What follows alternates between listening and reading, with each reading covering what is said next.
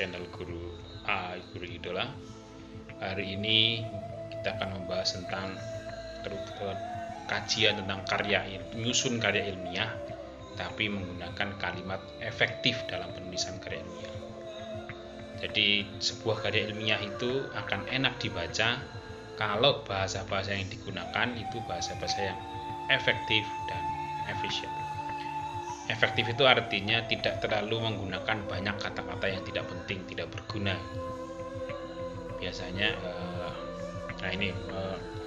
kalimat efektif yaitu kalimat yang memiliki kemampuan untuk mengungkap gagasan penulis atau penutur sehingga pembaca atau pendengar dapat memahami gagasan yang terungkap dalam kalimat tersebut sebagaimana yang dimaksud oleh penulis atau penutur. Jadi kalau tidak efektif itu kan banyak poros kata sehingga menjadikan itu tidak masuknya kata-kata yang kurang penting sehingga mengganggu maksud dari penutur ataupun penulis.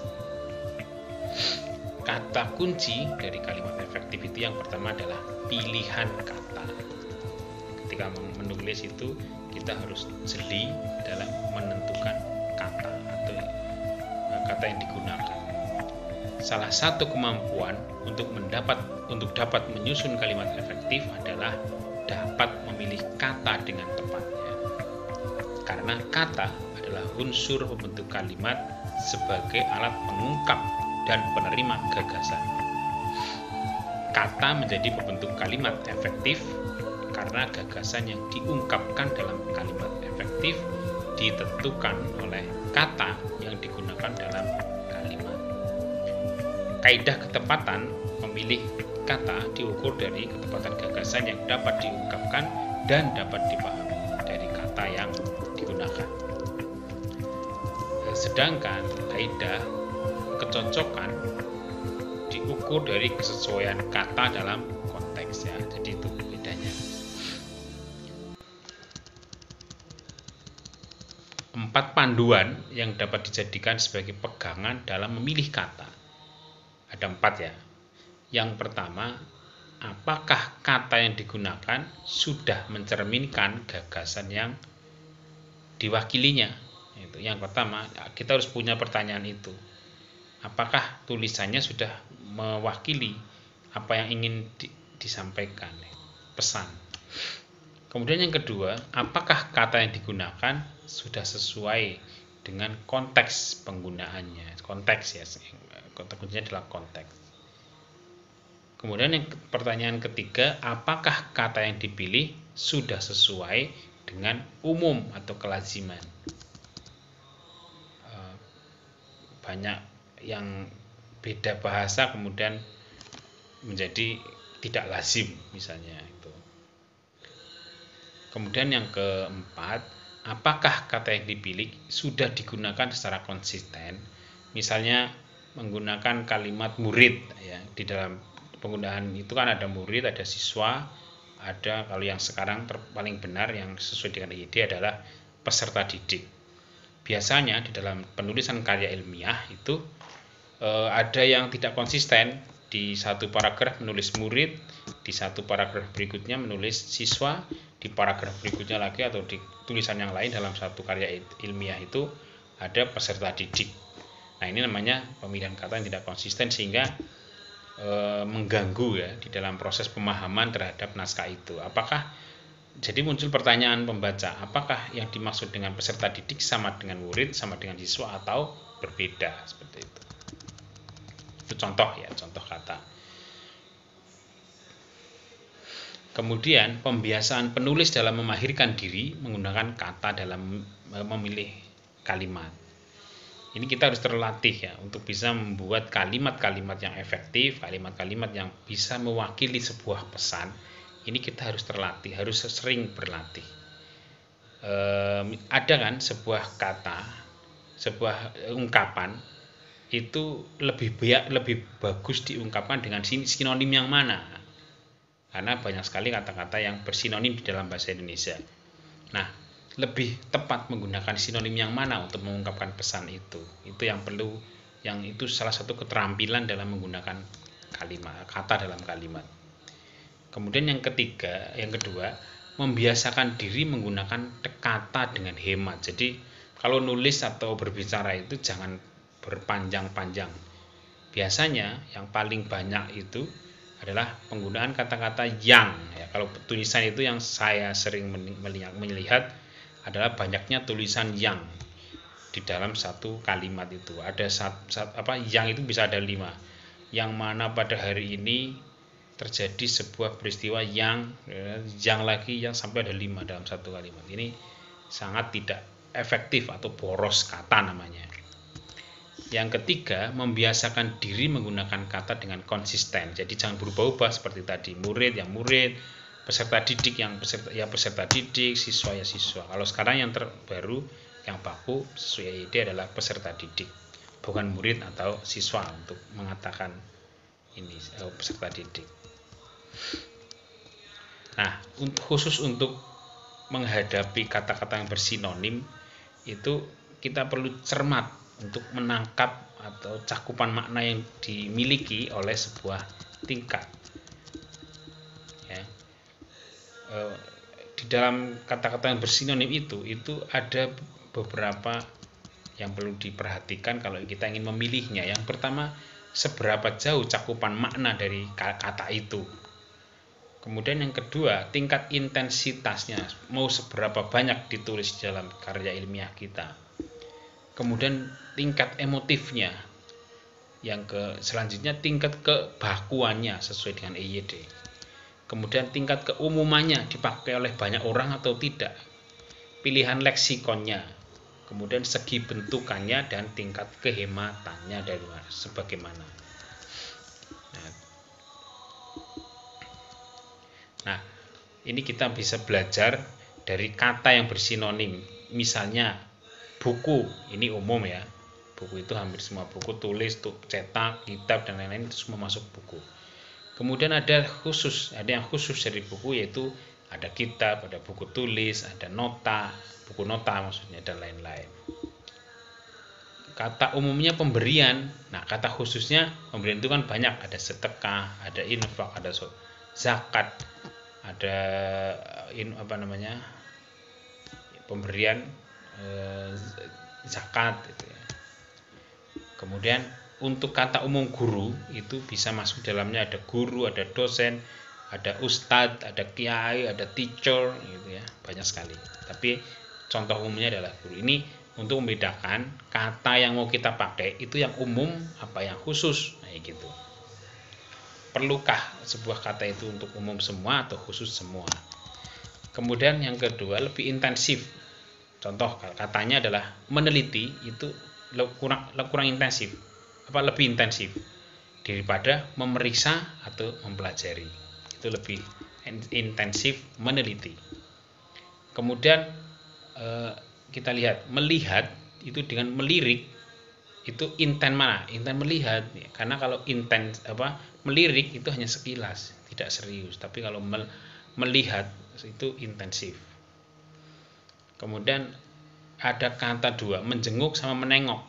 Ya, itu lebih inten mana? Lebih inten menjenguk dibanding menengok. Kalau menengok kan hanya sekilas. Menengok orang sakit hanya kayak gitu. Tapi kalau menjenguk itu secara khusus sengaja datang untuk menjenguk orang sakit misalnya. Kemudian ada kajian sisi lebih emotif dan kurang emotif. Sebuah kata itu emotif, mempunyai makna emotif. Contoh ada, kalau yang biasa saja itu kejam itu orang sering mendengar kata-kata kejam. Tapi lebih emotif lagi kalau kejam itu dimaknai misalnya dengan kata-kata bengis misalnya. Lebih emotif yang bengis. Kemudian enak itu biasa, kurang emotif, tapi ketika enak itu diganti dengan nyaman. Kalau sekarang itu yummy gitu ya. Tapi yummy itu bukan bahasa Indonesia. Yang belum sah gitu.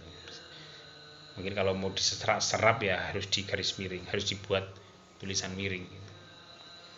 Itu lebih emotif nyaman dibanding enak. Nyaman, yummy, enak lezat, gurih dan lain-lain. Itu lebih emotif dibanding enak saja, kata-kata enak. yang biasa, misalnya ditiduri, ya ditiduri itu biasa kelihatannya. Perlakuannya sama dengan diperkosa misalnya, lebih emotif yang diperkosa kata-katanya. Kemudian untuk membedakannya itu ada kata umum dan kata teknis. Misalnya kata umumnya adalah dubur. Umum, semua orang mengatakan dubur untuk jalan keluar. Ada kata teknis dalam ilmu biologi misalnya, kata-katanya adalah anus. Kemudian kata umumnya air kencing. Kata teknisnya di dalam ilmu atau di dalam ilmu kedokteran atau biologi itu namanya urin. Itu kan beda. Umum dan teknis. Kemudian perpindahan itu bahasa umumnya. Khusus teknisnya mutasi. Kata umumnya potong, teknisnya amputasi dalam bentuk amputasi. Kemudian yang kelima, bentukan baku dengan bentukan tidak baku. Contoh berdagang itu baku. Nah, tapi sekarang banyak sekali orang menggunakan istilah dagang saja. Kamu dagang di mana? Sebetulnya yang betul kamu berdagang di mana. Tapi untuk bahasa lisan itu kadang-kadang tidak pas. Kalau kamu berdagang di mana, kelihatannya kaku. Memang kata-kata baku itu banyak kakunya dibanding luwesnya itu. Makanya nanti kalau kita berbicara, kita harus bisa bahasa Indonesia yang baik. Itu ada baik, ada benar. Kalau hanya baik belum tentu benar. Tapi ini cocok dengan situasi dan kondisi. Tapi sebaliknya, benar belum tentu baik. Seperti ini tadi. Kamu berdagang di mana? Kelihatannya seperti orang sedang wawancara resmi gitu. Tapi kamu dagang di mana? Nah, kemudian kata bernyanyi, nyanyi saja. Itu lebih banyak yang digunakan dalam bahasa lisan, bentuk yang tidak baku. Nah, bagaimana dalam tulisan itu yang dijadikan itu bentuk bakunya, jangan masuk yang tidak baku kecuali dalam bentuk kutipan langsung.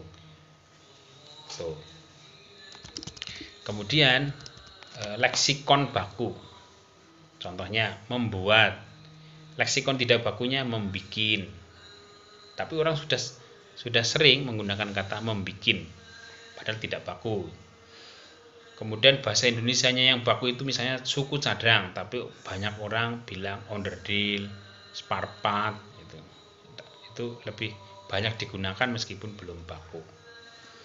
Kemudian leksikon bakunya lepas, tidak bakunya misalnya copot. Gitu.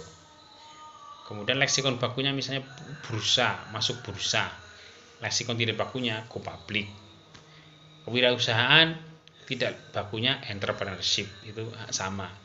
Tapi itu sering digunakan oleh para ahli dalam melakukan penulisan. Kemudian yang selanjutnya adalah penggunaan kata atau kemubadiran kata. Jadi nilai etis, misal contoh ya, ini contoh. Nilai etis tersebut di atas menjadi pedoman dasar dan pandangan hidup bagi warga negara Indonesia. Ini contoh penggunaan atau yang banyak menggunakan kata-kata yang tidak perlu. Sebetulnya ini bisa kita ubah menjadi lebih efektif, menjadi tidak mubadir. Contoh, jadinya nilai etis tersebut menjadi pedoman hidup bagi setiap warga negara. Jadi kata-kata di atas dibuang. Sudah ada tersebut di atas, sudah ada tersebut tidak perlu lagi di atas. Pada yang pertama tadi nilai etis tersebut di atas menjadi pedoman. Jadi boros atau mubadir kata. Kemudian penggunaan kata secara konsisten. Ya. Kita itu di dalam itu sering sekali menggunakan kata-kata yang berbeda-beda. Contoh untuk konsistensi itu ada memukimkan, ada pemukiman, bermukim, permukiman, putus, putusan, pemutusan, keputusan, tetap, ketetapan, penetapan. Ini contoh-contoh kata-kata yang bisa jadi nanti bisa berubah menjadi tidak seperti yang diinginkan. Makanya nanti tetap harus konsultasi. Penggunaan kalimat efektif menjadi salah satu kunci dalam menulis. Kalimat bukan sekedar rangkaian kata berstruktur yang mengandung gagasan atau pesan, tetapi harus hidup. Ya, kalimat itu harus hidup. kalimat itu dapat berinteraksi dengan pembaca sehingga dapat mewakili penulis. Itu sebaiknya seperti itu. Syarat kalimat efektif, ada kebenaran struktur yang pertama, yaitu kaidah kebahasaan seperti kejelasan struktur, hubungan sintaksis, hubungan fungsi sintaksis. Kemudian struktur itu contohnya subjek, predikat, objek, pelengkap dan keterangan, itu fungsi-fungsi sintaksis. Contoh, kepada hadirin dimohon berdiri. Fungsi subjek tidak jelas. Dimohon berdiri. Fungsi subjek tidak jelas. Seharusnya tertulis hadirin dimohon berdiri. Itu saja. Tidak usah ada kepada di situ. Oke. Jelas ya. Kemudian kecocokan konteks, yaitu kecocokan atau kekompakan kalimat dalam konteks. Baik konteks kebahasaan, ya ini kalimat yang mendahulinya, maupun konteks non kebahasaan seperti partisipan komunikasi dan situasi komunikasi yang berdampak pada ragam bahasa yang digunakan, yang pada gilirannya berdampak pada ragam kalimat yang digunakan. Ini contoh. Sudah lama tidak turun hujan, gerimis pun tak pernah ada. Kemungkinan akan hujan bulan ini, gerimis pun tak pernah ada. Ini yang salah. Kalau tadi yang pertama, ini dua kalimat tapi tidak saling berhubungan atau tidak terhubung. Contohnya yang pertama tidak hujan tapi akan hujan. Kemudian kiat penyusunan kalimat efektif yang B, dalam menghasilkan kalimat efektif ada 4 kiat yang dapat digunakan untuk memperlihatkan bagian yang dipentingkan dalam kalimat. Contoh, pengulangan, latihan, dan sekali lagi latihan. Ini contoh, untuk menguasai kemahiran menulis diperlukan latihan, dan sekali lagi latihan. Jadi itu contoh pengulangan. Badan Anwar itu tinggi, kurus, krempeng, ceking, dan lain-lain. Ini satu kata tapi tumpuk-tumpuk untuk memberi tekanan. Contohnya, contoh penyejajaran yang dikerjakan selama itu di kampung adalah mengurus harta pusaka, mengerjakan sawah, menjenguk sanak famili, dan membereskan kuburan nenek. Penelitian ini dilakukan 3 tahap, yakni penyusun proposal, pelaksanaan penelitian, dan penyusunan laporan. Itu ya. Kemudian yang keempat, pengaturan variasi kalimat. Contoh, Joko datang ke rumah Susi. Di sana dia bertemu Susi yang pertama kali. Ini contoh harus kita pelajari. Kemudian yang ketiga ada pengembangan paragraf. Pengembangan paragraf adalah untaian kalimat, bagian tulisan atau wacana yang berisi gagasan atau gagasan dasar yang diungkap dalam kalimat topik dan sejumlah gagasan pengembang yang diungkap dalam kalimat-kalimat pengembang. Paragraf berisi satu kalimat utama atau topik dan beberapa kalimat penjelas atau kalimat pendukung. Ada syarat paragraf. Yang pertama harus ada kesatuan, yaitu syarat gagasan tunggal. Dalam paragraf hanya ada satu gagasan diikuti gagasan pengembang. Tidak boleh ada 2, bingung nanti. Syarat kepaduan atau koherensi adalah syarat hubungan yang harmonis, hubungan kalimat dalam satu paragraf, antar kalimat dalam satu paragraf. Syarat kecocokan atau kohesi adalah kecocokan hubungan antar kalimat dan antar bagian kalimat yang menunjukkan hubungan itu. Kekompakan tersebut meliputi kekompakan struktur dan leksikal.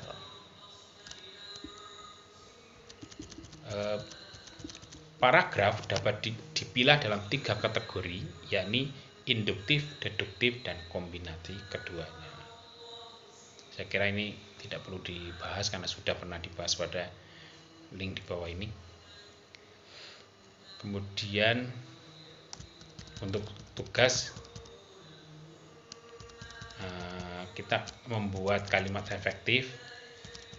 Nanti akan saya kirim di Google Classroom soal untuk nanti diedit menjadi kalimat yang lebih efektif. Ada beberapa kalimat yang akan saya kirim di Classroom, silakan dibuat kalimat-kalimat itu menjadi lebih praktis, lebih efektif, dan lebih hemat, sehemat mungkin ya.